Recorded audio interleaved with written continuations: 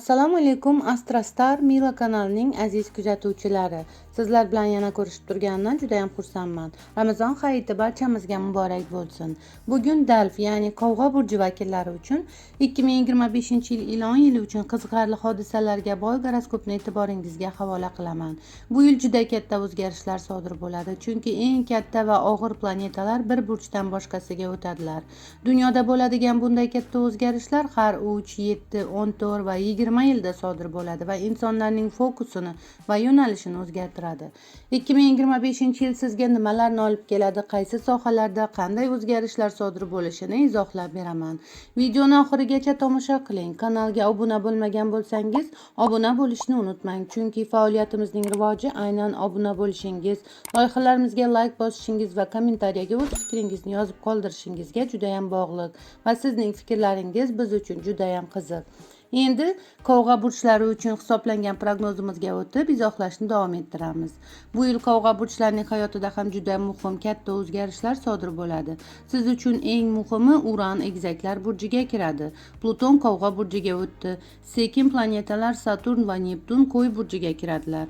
Yupiter Qisqichbaqa burjiga kiradi. Video davomida bularning sizga ta'sirini izohlayman. Bu yil sizning hayotingizda sodir bo'ladigan 17 ta muhim hodisa haqida ma'lumot beraman. Keling, avval sizning boshqaruvchi sayyorangiz Uran haqidagi ma'lumotlarni aytaman. Siz uchun eng muhim hodisa. Sizning sayyorangiz Uran bu yil egizaklar burjiga kiradi va sizning hayotingizda katta o'zgarishlar ro'y beradi. Uran 7 yildan beri Buzoq burjida sayohat qilayotgandi va bu sizga qiyinchiliklarni berayotgandi. Bu yildan boshlab qovg'alar sizning hayotingiz yengillashadi. Uran 2018-yildan beri sizning 4-uyingizda ota-ona, oila, turar joy, ko'chmas mulk va ko'chishlar sektoringizda sayohat qilayotgan edi. Uran beqarorlikni, risklarni, kutilmagan surprizlarni, erkinlik, katta o'zgarishlar, yangiliklar, tez bo'ladigan o'zgarishlarni bildiradi. Ehtimol 7 yildan beri sizning oilangizda, turar joyingizda yoki ko'chmas mulk mavzularingizda kutilmagan surprizlar yoki beqarorlik va katta o'zgarishlar bo'lyapti yoki ota-onangizning hayotida katta o'zgarishlar bo'lyapti. 4-uy onangizni va himoyani timsol etadi. Balki siz onangizni boshqa joyga olib ketdingiz yoki uning hayotida kutilmagan o'zgarishlar bo'ldi.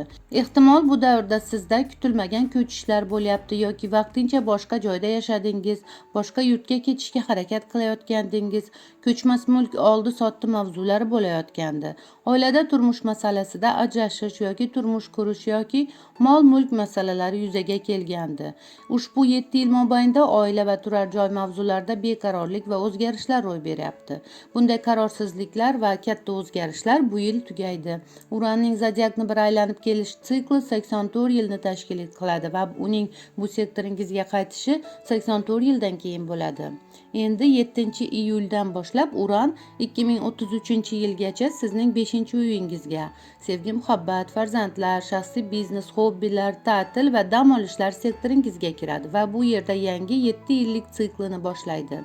Va endi shular bilan bog'liq yangi o'zgarishlar boshlanadi. Uran kutilmagan surprizlar, yangiliklar, o'zgarishlarni bildiradi. Ehtimol siz kutilmaganda kimnidir ilk ko'rishda sevib qolasiz. Ilk uchrashuvda turmush qurish taklifini qabul qilib, balki surpriz bir shaklda turmush qurasiz. Hayotingizda umuman kutmagandim deb hayron qoladigan hodisalar ro'y beradi. Noodatiy bir insonni sevib qolish bo'lishi mumkin. Masalan, yoshingizda farq bo'ladi.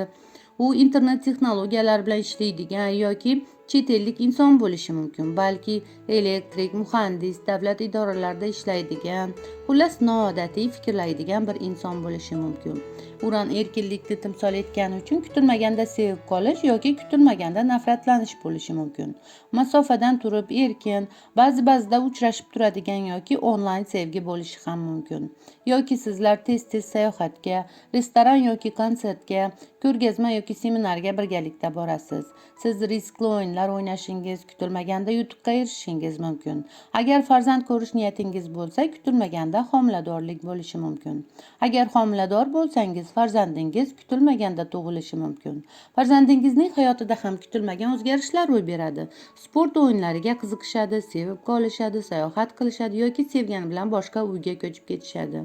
Agar siz mening yoshim katta, menda sevgi va farzand mavzulari yo'q desangiz, unda sizda ko'proq shaxsiy biznes, hobbilar, dam olishlar va sayohat mavzulari bo'ladi. Shaxsiy biznesingizda kutilmagan ko'tarilishlar bo'ladi. O'z qiziqishlaringiz va hobbilaringizni shaxsiy biznesga aylantirishingiz mumkin. Shuningdek, endi sizning xarakteringiz ham o'zgaradi. Siz yanada quvnoqroq va o'yin-kulguga ochiqroq bo'lasiz. Dam olishlaringiz, kutilmagan sayohatlaringiz ortadi. O'zingizni ko'proq yaxshi ko'rasiz, qalbingiz sevgiga to'ladi. Noodatiy qiziqishlaringiz, yangi hobbilaringiz paydo bo'ladi. Sport yoki raqs bilan shug'ullanishga qiziqasiz. Aytgancha qalbingizni asrang. Ortiqcha asabiylashib yoki hayajonlanib uning ritmini buzmang. Ammo sevgi muhabbat sababli va farzandlar quvonchining baxtiyorligi natijasida organizmda yosharish prosessi bo'ladi. Xullas, kelgusi 7 yil mobaynida sevgi va farzand mavzularida qandaydir beqarorlik, noodatiy bir holat yoki katta o'zgarishlar bo'ladi, yangiliklar bo'ladi. Aloqalar, muloqotlar, savdo-sotiq, aql-hush, qisqa sayohatlar, elektronik jihozlar va transportni timsol etuvchi Merkuriy 15-mart kuni retrograd holatga o'tdi. Merkuriyning retrograd harakatlari davrida albatta yangi ishlarni boshlamaslik, muhim qarorlar qabul qilmaslik, operatsiya va katta xarajatlar qilmaslik kerak. Chunki bunda muammolar, takrorlashlar, xatolar va uzilishlar kuzatiladi. Retrograd davr ishlarni tugallash, takrorlash, qayta ko'rib chiqish, xatolar ustida ishlab yaxshilash davridir. Demak, Merkuriy qachon retrograd harakatida bo'lishini o'zingizga yozib qo'ying. Merkuriy 15-martdan 7-aprelgacha sizning 3-uyingizda retrogradda bo'ladi. Bunda muloqotlar, tanishuvlar, ta'lim, opa-ukalar, texnika va transport, qisqa sayohatlar mavzularida takrorlashlar, to'xtalishlar va kechikishlar bo'ladi. Opa-ukangizning hayotida nimadir takrorlanishi mumkin, ularni ko'rishga borishingiz mumkin, ta'lim mavzusi to'xtashi, kechikishi mumkin. Telefon, kompyuter buzilishi mumkin yoki transport borasida to'xtalish bo'ladi, xatoliklar kuzatiladi. Sayohatlar kechikishi mumkin yoki oldin borgan joyga sayohatga ketasiz. Transport, ta'lim va kurslar haqida yaxshilab o'ylash uchun yaxshi davr bo'ladi. 18-iyuldan 11-avgustgacha Merkuriyning retrograd holati sizning 7-uyingizda. Bunda turmush o'rtoq, hamkorliklar va munosabatlar bilan bog'liq mavzular takrorlanadi. Bunda sobiq sevganingiz sizni eslashi mumkin yoki sobiq turmush o'rtog'ingizdan xabar keladi. Ushbu davr yarashib olish uchun yaxshi davr bo'ladi. Masalan, siz ishda hamkoringiz bilan kelishmay qolgan bo'lsangiz yoki sevganingiz bilan janjallashgan bo'lsangiz, ushbu davrda siz munosabatlarni yangilashingiz mumkin bo'ladi. Ehtimol bunda shartnoma va kelishuvlarda bir to'xtalish bo'ladi. Kechikishlar yoki takrorlashlar bo'ladi. Sud masalasi ham keyinga qoldirilishi mumkin. Bu paytda sizning eski klientlaringiz ham qaytishi mumkin. Va Merkuriy oxirgi marta 10-noyabrdan 29-noyabrgacha sizning 11-sektoringizda retrograd bo'ladi. Bunda do'stlaringiz, guruh va jamoalaringiz va internet mavzularida ba'zi takrorlashlar va to'xtalishlar, kechikishlar bo'ladi. Do'stingizni hayotida nimadir takrorlanishi mumkin. Eski do'stlar bilan yoki eski jamoangiz bilan uchrashasiz. Internet bilan bog'liq ishingizni takrorlaysiz yoki nimadir kechikadi. Ko'zlagan maqsadingizga erishishda ham kechikish, to'xtalish bo'lishi mumkin. Onlayn seminar yoki konferensiyada takrordan qatnashish yoki qandaydir bir tadbirni qayta tashkillashtirish bo'lishi mumkin.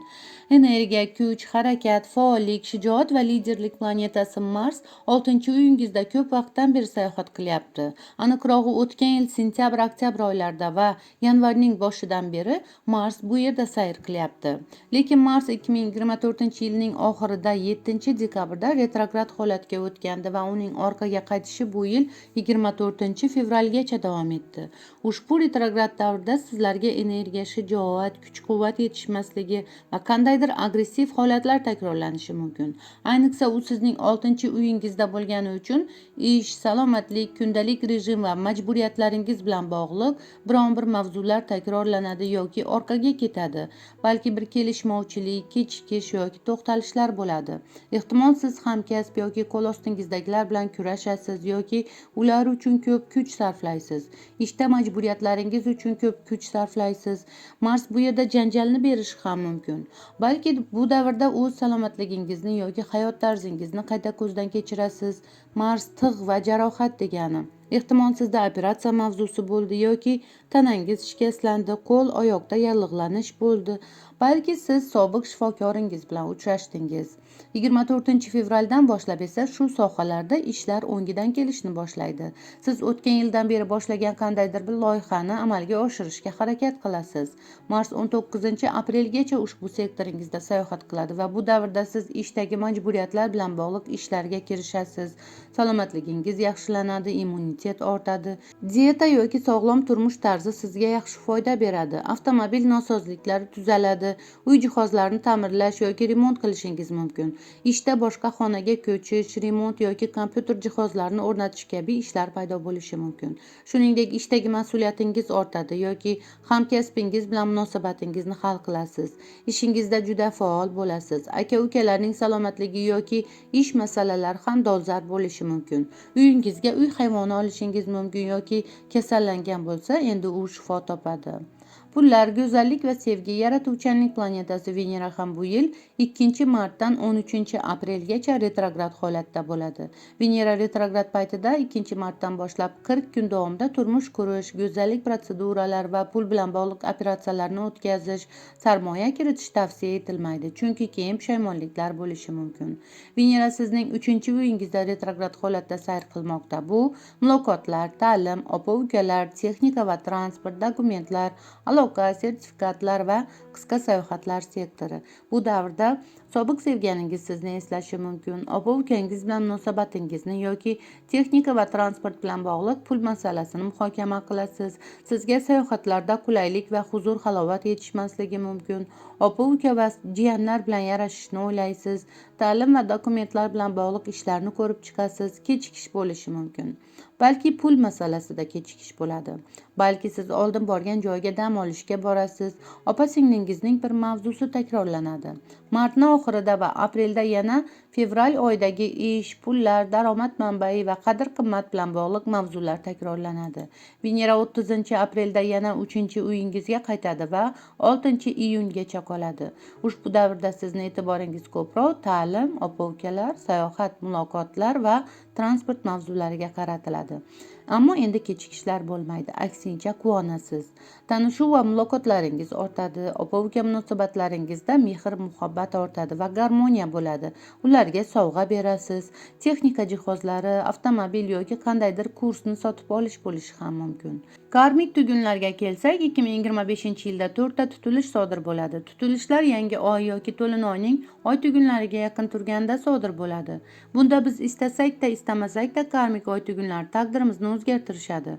Demak, taqdirni o'zgartiruvchi karmik oy tugunlari o'qi 2025-yil 12-yanvardan burchlarni o'zgartirdilar va shimoliy oy tuguni Baliq burjiga 2-uyga o'tdi va janubiy oy tuguni Sumbula burjiga 8-uyga o'tdi. Bu xizmat qilish va salomatlik o'qi deyiladi. Karmik tugunlar har ikki burchda 1,5 yil harakatlanadilar. Shimoliy oy tuguni 2025-yil 12-yanvardan 2026-yil 27-iyulgacha sizning 2-uyingizda bo'ladi va 1,5 yil davomida sizning asosiy hayot yo'nalishingiz o'zgaradi va diqqat e'tiboringiz pullar, ish, daromadlar, daromad manbai, qadr-qimmatingiz va ovqatlanish tarzingizga qaratiladi. Demak, endi 12-yanvardan boshlab sizning taqdiringizdagi katta o'zgarishlar shu sohalarda yuz beradi. Demak, endi moliyaviy sektoringiz bilan bog'liq qandaydir katta o'zgarishlar boshlanadi. Siz daromadlaringizni ko'paytirishga va o'z ishingizda ko'tarilishga harakat qilasiz. Bu davrda siz o'z qadr-qimmatingizni anglaysiz. Endi sizning qadriyatlaringiz ham o'zgaradi. Oldin siz uchun eng qiymatli, qadrli bo'lgan narsa endi o'z qiymatini yo'qotishi mumkin yoki uni o'rnini boshqa qadriyatlar egallaydi. Endi sizning qadriyatlaringiz ham o'zgaradi. Oldin siz uchun eng qiymatli, qadrli bo'lgan narsa endi o'z qiymatini yo'qotishi mumkin yoki uni o'rnini boshqa qadriyatlar egallaydi. Ehtimol siz o'zingiz ishlab topgan pulning qadriga yetasiz. Balki siz ko'chmas mulk sotib olasiz yoki siz sarmoyalaringiz bilan shug'ullanasiz. O'zgalardan keladigan pullar emas, ko'proq o'zingiz ishlab topishga intilasiz. Ishingiz, daromad manbaingiz o'zgaradi. 1,5 yil mobaynida sizning hayotingizda moliyaviy o'zgarishlar juda ko'p bo'ladi. Ovqatlanish tarzingiz ham o'zgarishi mumkin. Albatta, inson yaxshi niyat qiladi, lekin karmik tugunlar endi sizga pullar, ishingiz va qadr-qimmatingiz borasida ehtiyot bo'lishni ko'rsatadi. Hayotiy saboqlarni shu mavzulardan olasiz. Qovg'a burchlari, sizga maslahatim 1,5 yil mobaynida o'zingizga g'amxo'rlik qiling, o'z qadringizni biling va ovqatlanish ratsioningizga e'tiborli bo'ling. Ish va daromad manbaingizga ko'proq vaqt ajrating. Ko'chmas mulk masalasini hal qiling, daromadingizni oshiring. Turmush munosabatlarida krizisli vaziyatlarga duch kelganda turmush o'rtog'ingizga zarda qilmang, unga yordam bering, keng bo'ling va ko'proq Allohga taslimiyatda bo'ling. U eng yaxshisini bilguvchidir. Eng asosiysi, o'z qobiliyatlaringizga ko'proq e'tibor qarating. 18,5 yil oldin sodir bo'lgan hodisalarga o'xshash vaziyatlar yuzaga keladi. O'ylab ko'ring, hayotingizda 2006-2007 yillarda nimalar yuz bergan yoki 9 yil oldin nimalar sodir bo'lgan bo'lsa, o'shani teskarisi yoki natijasi bo'lishi mumkin. Ya'ni 2016-17 yillarda hayotingizda nimalar sodir bo'lganini eslab ko'ring. Xo'p, 2025-yil 14-martda birinchi oy tutilishi Sumbula burjida sizning 8-uyingizda sodir bo'ldi. Bu sizning kreditlar, qarzlar, krizisli vaziyatlar, aliment, nafaqa, stipendiyalar va turmush o'rtoqning daromadlari mavzulariga ta'sir qildi. Bunda siz kredit olishingiz, hujjatlarini to'g'irlashingiz yoki qarzlardan qutulishingiz mumkin. Davlat tomonidan beriladigan pullar bilan bog'liq bir mavzu chiqishi mumkin. Ehtimol turmush o'rtog'ingizning daromadlarida katta o'zgarish bo'ldi. Balki sizda meros, soliqlar yoki sug'urta mavzulari yuzaga keldi. Pul yo'qotishdan ehtiyot bo'ling. Shuningdek, sizning yaqin munosabatlaringizda o'zgarish kuzatiladi. Krizisli vaziyat yoki operatsiya mavzusi bo'lgan bo'lishi ham mumkin. Albatta, bu davrda barcha masalalarni tartibga keltirish, tozalashlar, hisob-kitob qilish kerak bo'ladi. Masalalarni amaliy va aql hush bilan hal qilasiz. 29-martda Quyosh tutilishi Qo'y burjida sizning 3-uyingizda sodir bo'ldi. Bunda mavzular opa-ukalar, ta'lim, texnika va transport, muloqotlar, tanishuvlar va sayohat mavzulari atrofida bo'ladi. Bu 3-uyingizdagi sodir bo'ladigan oxirgi tutilish bo'ladi va nimadir tugallanishi mumkin. Opa-ukalaringizning taqdirida qandaydir katta o'zgarishlar bo'ladi yoki oila tarkibi o'zgaradi. Balki ularga ko'proq vaqt ajratasiz. Endi siz avtomobil olishingiz mumkin yoki texnika jihozlaringiz o'zgaradi. Yoki o'qishga ko'proq e'tibor qaratasiz. Har xil kurslarda o'qiysiz va malakangizni oshirasiz. Balki siz o'zingiz ta'lim berasiz yoki maqolalar yozasiz. Tanishuvlar va muloqotlar ko'p bo'ladi. Qisqa sayohatlaringiz ham ko'payadi. Opa-ukangiz bilan bog'liq krizisli holatlar va natijasini kutayotgan vaziyatlar tugaydi. Shuni ta'kidlab o'tishim kerakki, odatda yangi ishlarni Quyosh tutilishidan keyin boshlashingiz ajoyib bo'ladi. Chunki astrologlarga ko'ra, ikki tutilish orasida, ya'ni tutilishlar koridorida nimanidir boshlamagan ma'qul. Sababi ko'ngildagiday natijalarni olish qiyin bo'ladi va ba'zan ishlar xayrli bo'lmaydi. 27-martda xiyla-nayranglarni bildiruvchi qora oy Lilit Chayon burjiga o'tdi va 9 oy mobaynida sizning 10-uyingizda sayohat qiladi. 10-uy ish, karyera, status va hayotdagi maqsadlar sektori. Qorong'u ehtiroslar malikasi Lilit kibr-havo va shuhratparastlik ovchisi bo'lib, sizga ish, karyera, status va hayotdagi maqsadlaringizda o'z hiylalarini ko'rsatadi. Lilit hayotdagi maqsad masalasida to'plangan salbiy karmani olib keladi. Qora oy martaba va maqom bilan bog'liq chuqur ichki inqirozlarni va maqsadlarga erishishda taqiqlangan usullarga moyillikni berishi mumkin. Inson o'z kasbiy faoliyatiga nisbatan haddan tashqari shuhratparastlik yoki beadablik bilan yondashadi. O'z qobiliyati va niyatlarini noto'g'ri talqin qiladi, ularni noto'g'ri yo'nalishga yo'naltiradi, oson mashhurlikka erishishga intiladi, shon-shuhrat uchun qora PR va yolg'ondan qochmaydi. Ulug'vor bo'lish mubtaloligi yoki haddan tashqari o'zini qadrlash Lilitning eng asosiy belgilaridir. Siz nufuzli lavozim va yuqori maoshni shunchaki mavjudligim uchun olib kelishlari kerak deb hisoblaysiz. Biroq karmik cheklovlar aniq va tinimsiz ishlaydi.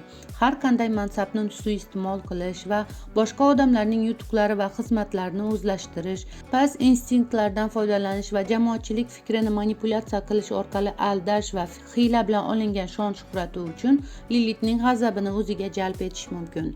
cho'qqidan qulab tushmaslik uchun siz qora oyning nozik tomonlarini bilishingiz kerak. Ushbu davrda og'riqli nuqtangiz mashhurlikka chanqoqlik va shuhratparastlik bo'ladi.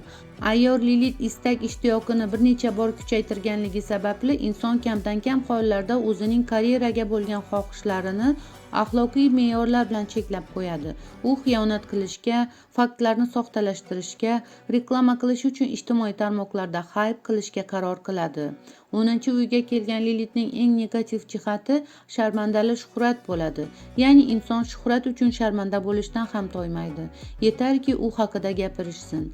Lilitning boshqa negativlari ushbu 9 oylik davr kasbdagi mojarolar va inqirozlarga to'la bo'lishi mumkin.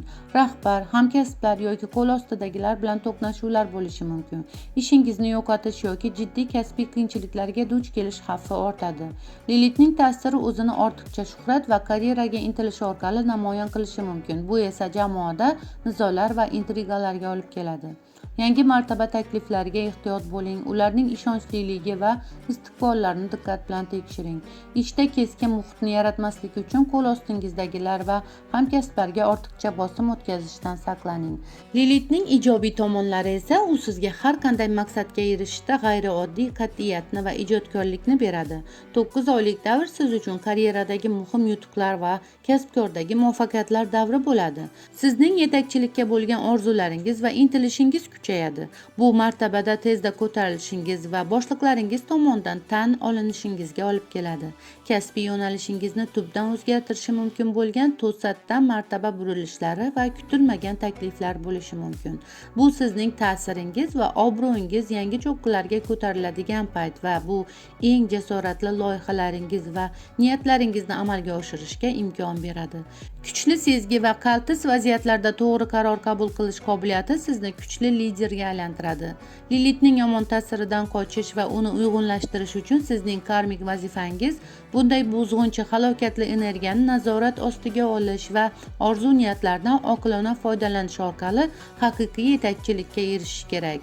Biroq mana shu yerda ehtiyot bo'ling. 20-apreldan 27-aprelgacha sizning muhitingizda qiyin bir hafta bo'lishi mumkin va bu atrofingizdagilar bilan ichki tashqi janjalni timsol etadi. Bunda Mars qiyin jihatlar hosil qiladi. Uning Pluton va Oy bilan qarama-qarshiligi va Lilit va Quyoshga kvadrati sodir bo'ladi. Bunda asabiy bo'lasiz, kutilmagan o'zgarishlar bo'ladi. Bunda ishingizda, karyera, status masalasida yoki rahbaringiz bilan yoki turmush o'rtoq bilan bir agressivlik kuzatiladi. Tortishuvlar bo'lishi mumkin, sirlar oshkor bo'lishi, sizga tuhmat qilishlari yoki qoralashlari mumkin. Sizga kimdir jahl qiladi, asabiylashasiz, qarshingizdagi insonlar bilan tortishuv bo'lishi va obro'yingizga putur yetkazishlari mumkin. Lekin unutmang, bu avariyli situatsiyalarni ham keltirib chiqaradi. Xatolar qilmang, janjalga aralashmang, chunki jahl chiqqanda aql ketadi. Yong'in, operatsiyalardan ehtiyot bo'ling, tahlikali kunlar.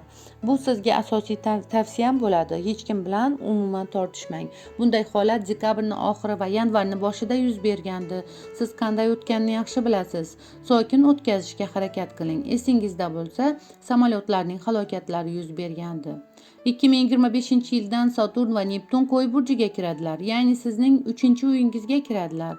Neptun 14 yildan beri sizning 2-uy, pullar, ish, daromadlar, daromad manbai, qadr-qimmatingiz va ovqatlanish tarzi sektoringizda edi va bu borada sizga o'zining noaniq yoki tartibsiz, yolg'onlar, tushunarsiz vaziyatlarni berayotgan edi. Endi u 30-mart kuni ushbu 2-uyingizdan chiqib ketdi. Bu umringizda bir marta sodir bo'ladigan holat, chunki Neptun zodiakni 165 yilda bir aylanib keladi va har burchda 14 yilga yaqin sekin sayohat qiladi. O'tgan 14 yil mobaynida sizning daromadingiz va daromad manbaingizda yoki qadr-qimmatingiz bilan bog'liq tartibsizlik, noaniqliklar mavjud edi. Pul topishingizda tushunarsiz, yashirin va chalkash holatlar bor edi. Neptunning negativ ta'sirida odam firibgarlik harakatlariga moyil bo'ladi. U oson pulni shunchalik xohlaydiki, buning uchun qing'ir qiyshiq yo'ldan borishi mumkin. Agar siz tartibsiz va insofsiz bo'lgan bo'lsangiz, Neptun sizni moliyaviy muammolarga duch keltiradi. Ammo agar siz Neptunning sohalari tibbiyot, kimyoviy ishlab chiqarish, san'at san'at, ijod, musiqa, kino, o'qituvchilik, din, ma'naviyat, chet til, chet el yoki sayohat agentligi, maxfiy xizmat kabi sohalarda ishlagan bo'lsangiz, siz muvaffaqiyatga osongina erishishingiz mumkin edi. Shuningdek, Neptun ta'siri ostida odam chalkashliklarga, o'ziga ishonchsizlikka duch keladi va o'zining qadr-qimmatini aniqlashda qiyinchiliklarga duch keladi. Bu xususiyatlar o'z qadrini tushirishga olib keladi. Buning natijasida inson boshqalarga o'zini ekspluatatsiya qilishlariga imkon beradi. Bundan xalos bo'lish uchun siz Alloh beradigan sevgini idrok qilishni o'rganishingiz kerak bo'ladi. Bu davrda sizning ovqatlanish tarzingizda dori-darmonlar ham muhim ahamiyatga ega edi yoki unda alkogol mavjud edi. Endi Neptun bu sektordan chiqib, 30-martda 3-uyingizga kirdi va 22-oktyabrgacha qoladi. Keyin to'xtab retrograd holatga o'tadi va keyingi 2026-yildan boshlab butunlay shu sektoringizda sayohat qiladi. Endi bu mavzularda hammasi tartibga keladi. Endi pullar, ish, daromadlar, daromad manbai, qadr-qimmatingiz borasida hammasi oydinlashadi. Parda ko'tariladi, yolg'onlar fosh bo'ladi va barcha tumanlar yoyilib, ochilib ketadi. Endi ovqatlanish tarzingizda ham o'zgarish bo'ladi. Xo'p, 3-uy, opa-ukalar, ta'lim, texnika, transport, muloqotlar, tanishuvlar va sayohat sektoringiz. Kelgusi 14 yil mobaynida sizning opa-ukalar bilan munosabatingizda yoki yaqinlaringiz bilan bog'liq chalkashlik, tartibsizlik, noaniqliklar kuzatilishi mumkin. Neptun 3-uyda unutuvchan, yaratuvchi degani. Sizda ijodkorlik va yaratuvchanlik ortadi, ammo xayoli parishonlik va unutuvchanlik ham ortadi. Ta'lim borasida tushunarsiz holatlar bo'ladi. Qayerda o'qishingiz, o'qitishingiz noaniq bo'lishi mumkin yoki o'qishda qiyinchiliklarni boshdan kechirasiz. O'z fantaziyalaringiz bilan noma'lum olamlarga uchib ketasiz. Mavzuni o'rganish va diqqatni jamlash o'rniga orzu-xayollar qilasiz va natijada imtihonlardan yiqilasiz. Doimiy kechikishlar, tugallanmagan ishlar, kerakli narsalarning unutilishi tez-tez hamrohingiz bo'lishi mumkin. Ammo endi sizda ma'naviy o'sish bo'ladi va atrof muhitingiz o'zgaradi. Yaxshi jihatlari, siz endi Neptun mavzulari bo'yicha ta'lim olishingiz mumkin. Sizning qiziqishlaringiz sirlar, shifokorlik, psixologiya, ma'naviyat, chet tili, musiqa, shuningdek kimyo, biologiya, elektronika, statistika va sotsiologiya kabi ilmiy sohalarni o'z ichiga oladi. Shuningdek, diplomatiya, kosmetologiya, suv, gaz va dengiz va okeanlar bilan bog'liq narsalarga qiziqasiz yoki sizda boshqa davlatda o'qish istagi paydo bo'lishi mumkin. Biroq Neptunning negativ ta'siri bilan siz ba'zi salbiy xarakterli xususiyatlarni namoyon qilishingiz mumkin. Siz sirli, yashirin, noaniq haqiqatdan ajralgan va illyuziya, yolg'on va fanatizmga moyil bo'lishingiz mumkin. Ehtiyot bo'ling. Bu nevrozlarga va dezinformatsiyaga, noto'g'ri ma'lumotlarga olib kelishi mumkin. Uyingizda ham noaniq vaziyatlar kutadi. Ota-onangiz bilan asabiy, keskin, chalkash munosabatlar, opa-ukalarda oilaviy sirlar bo'lishi mumkin yoki ular adashishi, yo'qolishi yoki salomatlik mavzulari bo'lishi mumkin. O'gay opa-uka mavzulari bo'lishi ham mumkin yoki siz opa-uka, jiyanlar bilan yashaysiz. Ota-onangizning e'tiborini qozonish uchun opa-uka bilan bellashish bo'lishi ham mumkin. Texnika jihozlari, transport borasida qandaydir umidsizlik, kutish bo'lishi mumkin va so'ng siz o'z orzu-xayolingizdagi transport vositasini yoki texnika jihozlarini olishingiz mumkin. Lekin uyquli va mast holatda avtomobil haydashdan uzoq turing.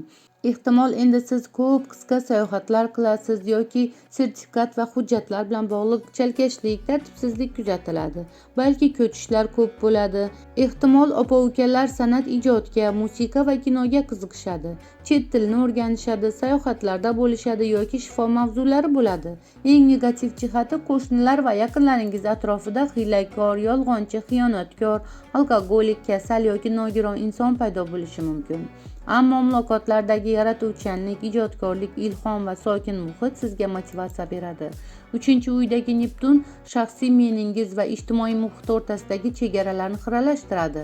Agar yaqin atrofingizda sizga vaqtni eslatadigan amaliy va aniq ota-ona yoki o'qituvchi bo'lmasa, siz orzu-xayollarga botib, olomon ichida yo'qolib qolasiz. Karmik vazifangiz o'zingizni aqliy illyuziyalardan, ertak olamdan chiqarib olish va o'z shaxsiyatingizni dunyoga ko'rsatishdir. Bular 14 yil mobaynida kuzatiladi. Shu sababli sizning Hozirdanoq Neptunning negativ va pozitiv jihatlarini bilib qo'yganingiz yaxshi. Endi o'qish borasida siz badiiy, ijodiy, tibbiy, musiqa yoki sport profiliga ega bo'lgan ta'lim muassasalarini tanlashingiz kerak. Ta'lim ruhingiz uchun dam olish joyiga aylanadi. U yerda o'zingizning ichki qobiliyatlaringizni kashf etasiz. Sizning ikkinchi sayyorangiz Saturn cheklov va to'siqlar, mas'uliyat va majburiyatlar, sinovlar planetasi ham 2023-yil 7-martdan beri sizning ikkinchi uyingizda sayohat qilmoqda va u ham endi bu yerdan chiqib ketadi. Saturn ikkinchi uyda umuman sizning ishingiz, daromadlaringiz, daromad manbaingiz va qadr-qimmatingizga bir cheklov qo'ygandir yoki sinovlarni bergan bo'lishi mumkin.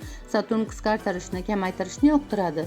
Ishingizda sovuqlik va jiddiyat bo'lgan yoki ishda katta mas'uliyatni o'z bo'yningizga oldingiz. Daromadlar kamaydi yoki sizga davlat tomonidan yordam berildi. Ko'chmas mulkingiz o'zgardi, balki ish vaqtingiz qisqardi yoki to'siqlar bo'ldi, balki daromad manbaingiz qisqardi.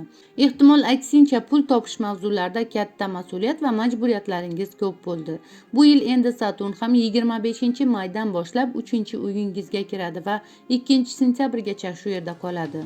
Endi uning mas'uliyatlari, cheklovi, to'siq va sinovi sizning opa-ukalar, ta'lim, texnika va transport, muloqotlar, tanishuvlar va sayohat bilan bog'liq bo'lishi mumkin.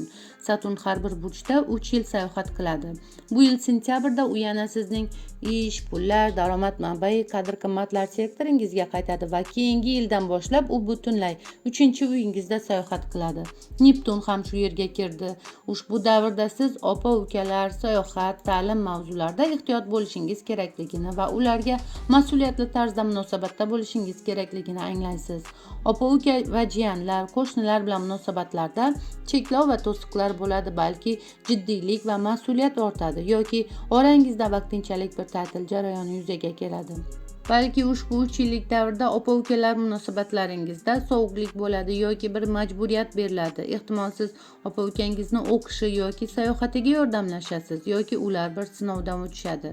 Balki ularning hayotida turmush qurish yoki ajrashish, ishga kirish yoki farzand ko'rish mavzulari bo'ladi.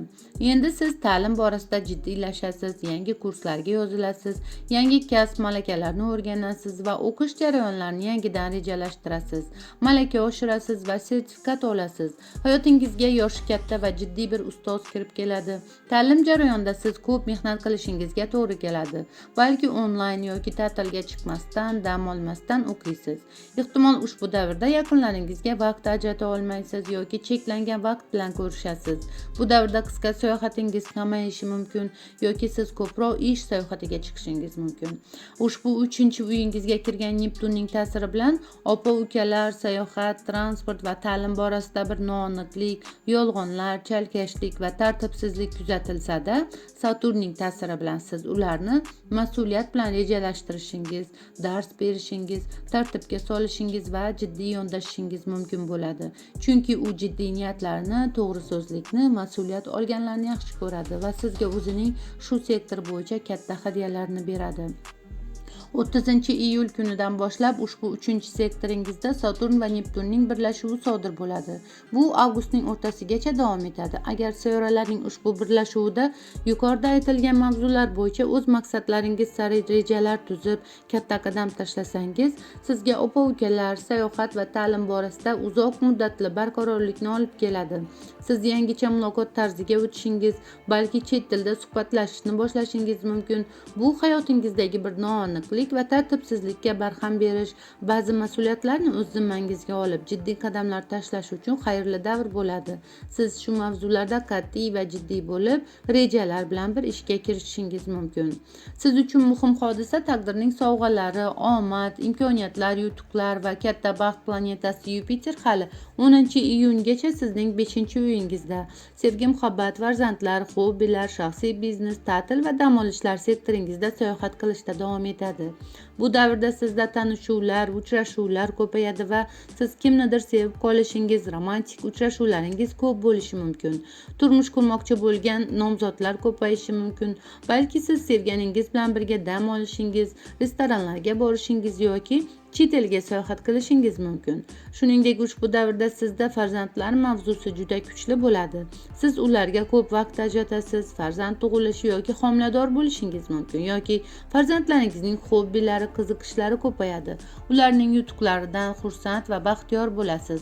Farzandingizga baraka va omad keladi. Balki ular sevib qolishadi yoki turmush qurishga qaror qilishadi. Sizning dam olishlaringiz, ta'tilingiz ko'payadi. Shuningdek, sizda yaratuvchanlik ortadi. Ilhomingiz kuchayadi va hobbilaringiz ko'payadi. Sevimli mashg'ulotlaringiz bo'yicha imkoniyatlar ko'payadi. Sizga bu borada omad kulib boqadi. Xo'p, bu yil Yupiter ham 10-iyunda burjini o'zgartiradi va endi u sizning 6-uyingizga kiradi. Yupiter endi qisqichbaqa burjida 1 yil davomida o'zining eng kuchli pozitsiyasida bo'ladi. 6-uy bu ish, salomatlik, kundalik rejim, mas'uliyat va majburiyatlar sektori va endi sizga shu mavzularda o'z barakasini, imkoniyatlari va omadini olib keladi. Bu davrda sizning kun tartibingiz juda boy bo'ladi. Ish imkoniyatlari ko'payadi. Shu bilan birga sizning ishdagi mas'uliyat va majburiyatlaringiz ham ortadi. Ehtimol siz yaxshiroq, foydasi ko'proq ishga kirishingiz mumkin. Hamkasblaringiz ko'payadi, kun tartibingiz va salomatligingiz yaxshilanadi. Ishda baraka ortadi. Yaxshi, xayrixoh yordamchilarni ishga olasiz. Xizmat ko'rsatish sohalarida katta yutuqlarga erishish mumkin. Ishingizda bajaradigan ishlaringiz ko'payishi va kun tartibingiz harakatga boy bo'lishi mumkin. Ish joyiga borish masofasi osonlashadi. Ish sayohatlari ham ko'p bo'lishi mumkin. Farzand ko'rgan bo'lsangiz, endi dekretga chiqib, ona bo'lib uyda o'tirasiz. Agar salomatlik muammosi sizni bezovta qilgan bo'lsa, shu davrda shifo topasiz, yaxshi shifokorni uchratasiz. Sog'lom turmush tarziga o'tasiz va to'g'ri ovqatlanasiz. Sport mashg'ulotlari bilan shug'ullansangiz, u omadli natijalarni beradi. Yupiter chet el va ta'limni bildirganligi sababli ishingiz ham shular bilan bog'liq bo'lishi mumkin yoki chet el bilan bog'liq ishlar kelishi mumkin. Uy hayvoningiz bo'lsa, ular ko'payishadi, kasal bo'lgan bo'lsa, shifo topishadi. Yupiter sizga 10-iyundan to 2026-yil 1-iyulgacha shu mavzularda o'z omadini olib keladi. Shu mavzulardagi barcha ishlaringiz xayrli bo'ladi. Yupiterning negativi esa xizmat ko'rsatish sohasi yoki ishdagi majburiyatlar bilan bog'liq sud masalasi bo'lishi mumkin. E'tiborli bo'ling. 2013-14-yillarga o'xshash holatlar bo'ladi, eslab ko'ring. Demak, u 6-uyingizda sayohat qilganda sizning mehnat sharoitlaringiz yaxshilanishi mumkin, internet bilan bog'liq ishlaringiz ortishi mumkin.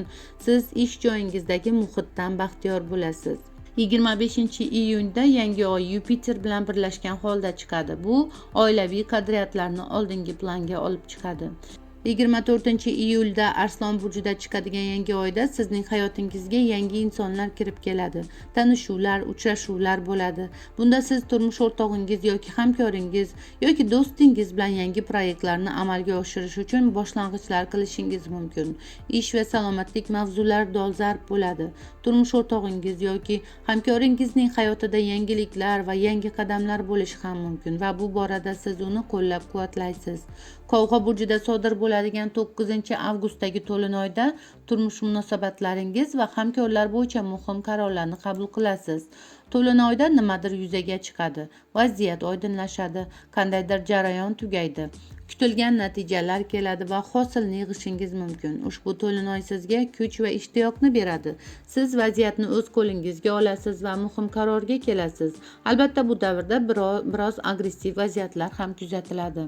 Bu yerda butun dunyoda buyuk yangiliklarga, moliyaviy hamkorliklarga va yangi biznes g'oyalarga start beriladi. Ayniqsa, egizaklar burjiga kirgan Uran mavzularida. Bu informatsion texnologiyalar, internet, sun'iy intellekt, maktab va bog'chalar, transport, havo yo'llari va elektr stansiyalari bilan bog'liq progressiv katta qadamlar tashlanadi. Odamlarning hayoti yengillashadi. Keyingi hodisa Venera ham 25-avgustdan 19-sentyabrgacha turmush o'rtoq, munosabatlar, hamkorlar va shartnomalar sektoringizda sayohat qiladi va bunda ajoyib tanishuvlar, uchrashuvlar, kelishuvlar bo'ladi. Turmush o'rtoq bilan umuman barcha insonlar bilan munosabatlarda garmoniya va sevgi kuchli bo'ladi. Yolg'iz insonlar uchun turmush qurish yoki unashtiruv uchun uyg'un payt bo'ladi. Urushganlar yarashib olishi mumkin, klientlar ortadi, moliyaviy jihatdan ham foydali bitimlarga erishish mumkin. Keyingi muhim hodisa 7-sentyabrdagi oy tutilishi baliq burjida, 3-uyingizda. Bu muloqotlar, tanishuvlar, ta'lim, opa-ukalar, texnika va transport mavzular atrofida bo'ladi va o'zgarishlar boshlanadi. Tutilishlarda aytib o'tganimdek, taqdiringizni o'zgartiruvchi hodisalar ro'y beradi. Ehtimol, avtomobil yoki texnika jihozlar sotib olasiz yoki sayohatga ketasiz. Ta'lim va kurslar bilan bog'liq katta o'zgarish bo'ladi. Nimanidir muddati tugashi mumkin yoki opa-ukalar bilan bog'liq masala bo'lishi mumkin. Asosiysi bu yerda Lilitning vasvasasiga va provokatsiyalariga berilmang. 22-sentyabrda esa quyosh tutilishi Sumbula burjida yana sizning 8-uyingizda sodir bo'ladi. Bunda yana 14-martdagi tutilishga o'xshash hodisalar yuz berishi mumkin. Yana kreditlar, qarzlar, krizisli vaziyatlar, aliment, nafaqa, stipendiya va turmush o'rtoqning daromadlari bilan bog'liq hodisa yuz beradi. Bunda ham siz kredit olishingiz yoki hujjatlarni to'g'irlashingiz, qarzlardan qutulishingiz mumkin. Davlat tomonidan beriladigan pullar bilan bog'liq mavzu chiqishi mumkin. Ehtimol turmush o'rtog'ingizning daromadlarida o'zgarish bo'ladi, balki meros, soliqlar, sug'urta mavzulari yuzaga keladi. Krizisli vaziyat yoki operatsiya mavzusi bo'lishi ham mumkin. Demak, bu paytda siz moliyaviy masalada muhim qarorlar qabul qilasiz. Albatta, bu davrda masalalarni tartibga keltirish, tozalashlar, hisob-kitob qilish kerak bo'ladi. Masalalarni mantiqli, amaliy va aql-hush bilan hal qilasiz. Demak, ushbu yil davomida sodir bo'ladigan karmik tutilishlar sababli sizda asosan kreditlar, qarzlar, krizisli vaziyatlar, aliment, nafaqa, stipendiyalar va turmush o'rtoqning daromadlari, ish, daromadlar, qadr-qimmat, daromad manbaingiz yoki ovqatlanish tarzi mavzulari kuchli bo'ladi. Chunki shu mavzularda taqdirni o'zgartiruvchi vaziyatlar ko'p bo'ladi. Og'ir planetalardan biri Pluton buyuk transformatsiya va katta o'zgarishlar planetasi 2024-yil 20-noyabrdan boshlab butunlay sizning immigratsiya, chet el, diniy ma'naviy mavzular, yopiq joylar, izolyatsiya, kasalxona, o'tmish, tugallashlar, yo'qotishlar, ezoterika va psixologiya sektoringizdan chiqib ketdi. U sizni 16 yildan beri shu masalalardagi hodisalar orqali o'zgartirayotgan edi. Ko'p qovg'alar ehtimol chet el bilan bog'liq ishlarda yoki sayohatlarda qandaydir krizisga uchradi, balki chegara yoki xavfsizlik xizmati bilan ko'p kelishmovchiliklari bo'ldi, balki psixologiya yoki diniy ma'naviy mavzular sizni transformatsiya qildi va sizda yo'qotish va tugallashlar bo'ldi yoki ongi ostingizda qo'rquv va qandaydir bir bosim bo'ldi. Chet elda yoki kasalxonada operatsiya, yo'qotish yoki kuchli o'zgarishlar bo'ldi. Endi Pluton 20-noyabrdan boshlab sizning 1-uyingizga o'tib, kelgusi 20 yillik hayotingizda imij, shaxsiyatingiz va turmush munosabatlaringizni shakllantirishda sizga yordam berishni boshladi. Siz uchun bu juda muhim ketishdir. Sizda buyuk muhim o'zgarishlar davri boshlanadi. Pluton 1-uyga tashqi ko'rinish, tana, imij, stil, shaxsiyat, menlik va turmush munosabatlari sektoringizga o'tdi va sizga shu mavzularda katta o'zgarishlarni olib keladi. Endi sizning tashqi ko'rinishingiz, tanangiz, shaxsiyatingiz va o'zaro munosabatlaringiz o'zgaradi. Ehtimol sizda tashqi ko'rinishingiz yoki tanangiz borasida qandaydir krizisli holat bo'ladi yoki operatsiya mavzusi bo'ladi, yuzingiz o'zgaradi. Ehtimol munosabatingizda ko'p o'zgarishlar bo'ladi. Kimdir ajrashadi, kimdir turmush quradi, kimdir farzand ko'radi. O'zingizni ifodalash tarzingizda ham o'zgarishlar bo'ladi. Balki shaxsiyatingiz o'zgaradi.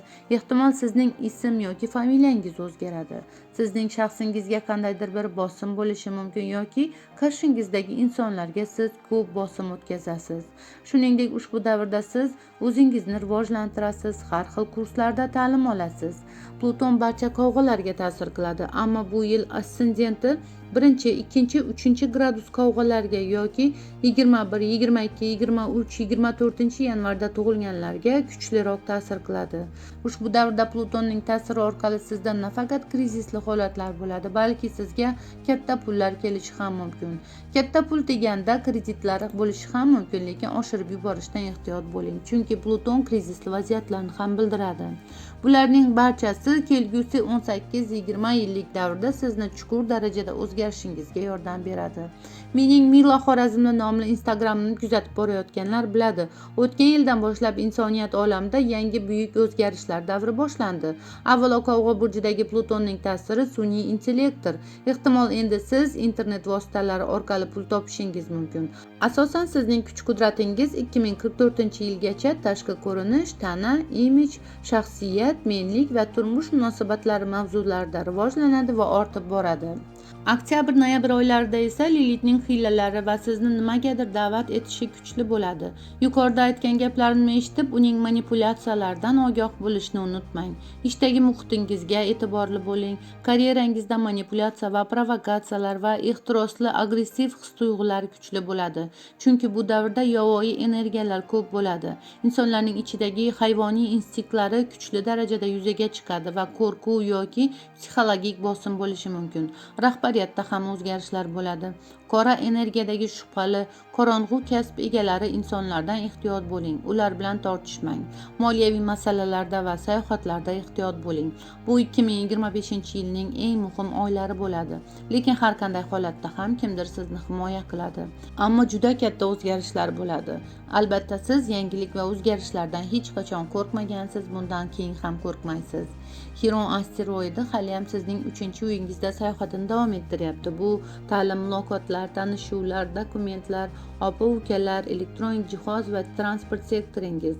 Xiron qalb yarasi, ustozlik va shifo mavzularini timsol etadi. Shuningdek, u 2 degan ma'noni bildiradi. Balki siz 2 shifo kursida o'qiysiz, 2 qisqa sayohatga chiqasiz, balki elektronik jihoz va avtomobil olasiz yoki 2 opa-ukangizning majburiyatini o'z bo'yningizga olasiz.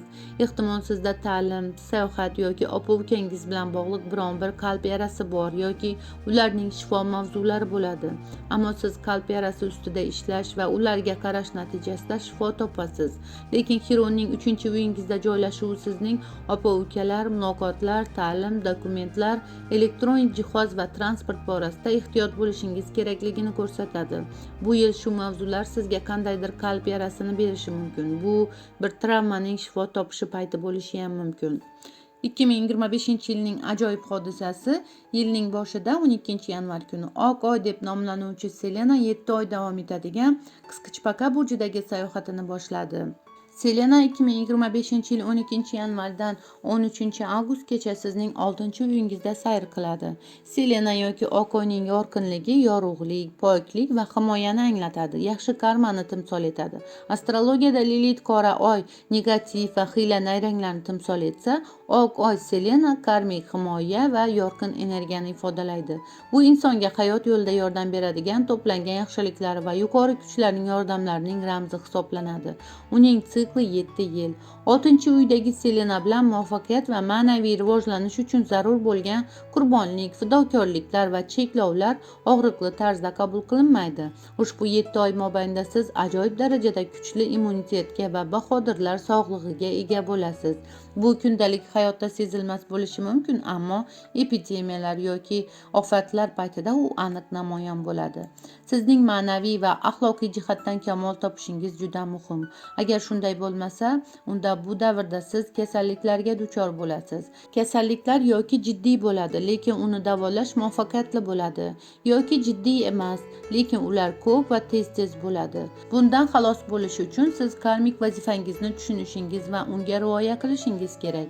Odam o'zini biror narsada cheklash, yomon odatlardan xalos bo'lish va tejamkorliklarga berilishda qiyinchiliklarga duch kelmaydi. Bularning barchasi insonda og'ir his-tuyg'ularni keltirib chiqarmaydi, juda oson va tabiiy ravishda bo'ladi. Selena sizni boshqalarga xizmat ko'rsatishga va yordam berishga yo'naltiradi. Bu psixologik yordam yoki xayriya, tibbiy yoki xalq tabobati yordami, uy ishlarini bajarish va qariyalarga g'amxo'rlik qilish, samimiy hamdardlik va qo'llab-quvvatlashni ko'rsatish, zarur bo'lgan hamma joyda xizmat ko'rsatish, kichik bolalarning majburiyatini olish va uy hayvonlariga qarash bo'lishi mumkin. Bunda inson albatta o'z vazifasini topadi.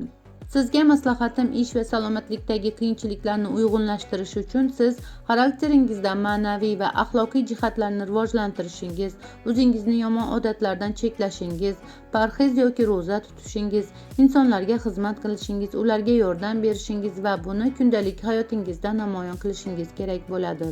Ushbu 7 oylik davr siz uchun barcha salomatlik va ishdagi munosabatlar mavzularining tozalanishi, farovonlik, iliqlik va yorug'lik davri bo'lsin. Qovg'alar havo burji. Yupiterning iyungacha havo burjidagi joylashuvi sizga katta yutuqlarga erishishingizda ulkan podдержка beradi. Saturn va Neptunning Qo'y burjiga, Olov burjiga kirishi siz uchun juda yaxshi joylashuv, chunki olov va havo yaxshi kelishadi. Plutonning Qovg'adagi sayohati bosim bersa-da sizga katta kuchni beradi hamda iyulda Uranning havo burjiga kirishi sizga sevgi, farzandlar va hobbilar borasida juda katta yordam beradi. Men barcha yangi toza xabarlarni Mila Xorazmning Instagram sahifamda berib boryapman. U yerda yanada ko'proq va to'liqroq ma'lumot olishingiz mumkin. Videolarimni ascendent burjingiz, quyosh burjingiz va oy burjingiz bo'yicha tomosha qiling, chunki uchalovi birgalikda sizning hayotingizdagi voqealar rivojini ko'rsatib berishadi. Mana sevimli qovg'a burchlarim, 2025-yilgi obzorim, astrologik prognozim nihoyasiga yetdi. Like bosing va fikrlaringizni kommentariyada yozib qoldiring. Astrologik yangiliklarni o'tkazib yubormaslik uchun obuna bo'lish tugmasini bosib qo'ying va yangi proyektlarimizni kuzatib boring. Barcha burchlar uchun 2025-yil goroskopini xarid qilish yoki natal kartani izohlash xizmatimizdan foydalanish uchun Telegram manzilimizni video ostida qoldiraman. YouTubedan tashqari bizni Telegram va Instagramda ham kuzatib borishingiz mumkin. Kanallar linklari esa video ostida mavjud. Keyingi prognozlarda ko'rishguncha xayr, salomat bo'ling.